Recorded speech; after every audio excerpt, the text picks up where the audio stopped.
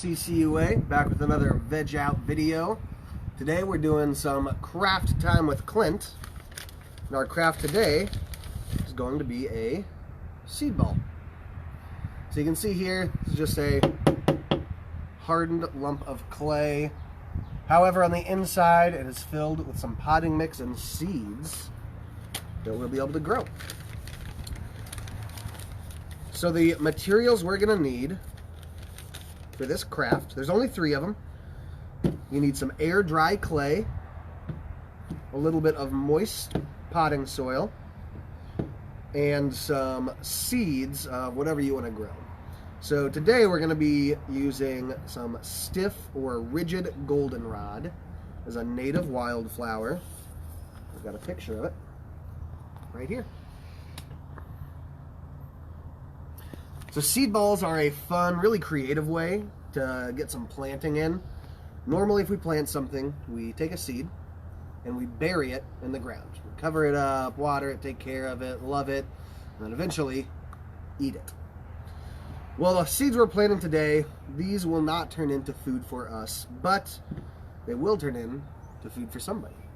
This will be a really important source of nectar for different pollinators, especially honeybees. Stiff goldenrod is a really important pollinator food source in the late summer when there's a lot fewer flowers around for those pollinators to eat. And we want to make sure those pollinators have plenty of food, because without them, we wouldn't have so many of the delicious fruits and vegetables that we love. Think about your favorite fruit, and then think about if we didn't have any pollinators, we wouldn't be able to eat those.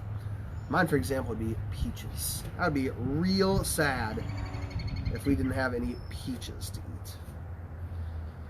So what you want to do for this activity is just grab a chunk of clay, about yay big, maybe a little smaller, a little bigger. Doesn't matter too terribly much. You kind of want to just work it a little bit. My clay's a little cold, so it's a little bit stiffer. But what you want to do is roll it into a rough ball shape.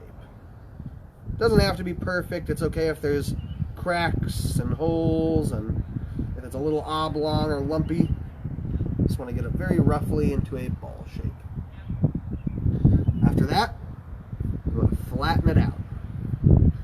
You can flatten it out on a surface, but just be warned that it will stick to whatever surface you're trying to work on. So you just want to get this flat, just like a pancake. Boom. Next up, you want to take some of that moistened potting mix, and you're just going to sprinkle that right on top. And then we just want to press that down just a little bit.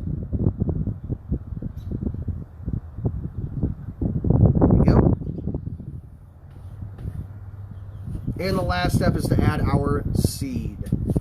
Now we don't need a bunch here. These seeds are pretty small. If I can get this open, we can do a close-up there. Small seeds in there. So we're just going to take a very small pinch. That was probably more than I needed. But like I said, it's such a small amount.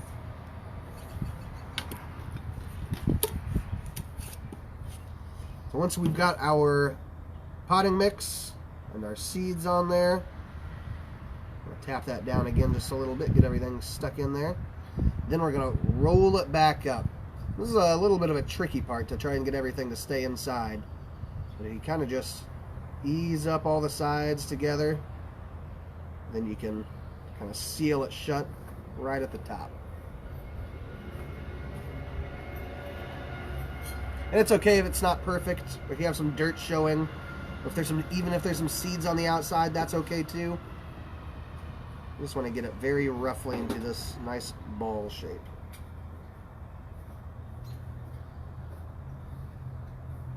And there we go. A nice little seed ball filled with potting soil and seeds. Now this is a little different, like we talked about, than planting a normal vegetable in a garden. With seed balls, we don't need to dig a hole and bury them. We don't need to water them and care for them. for months and months and months.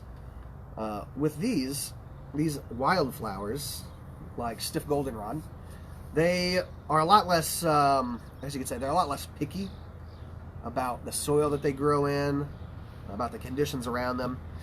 And that's because they are a native wildflower. They've been growing in Missouri for a long, long, long time. And so they're very used to the soil conditions in Missouri. They're very used to the weather patterns. And so they don't need that sort of careful attention like a lot of our vegetables do. So what we can do with this seed ball is, A, wait for it to dry out. It shouldn't take too long, just a couple days.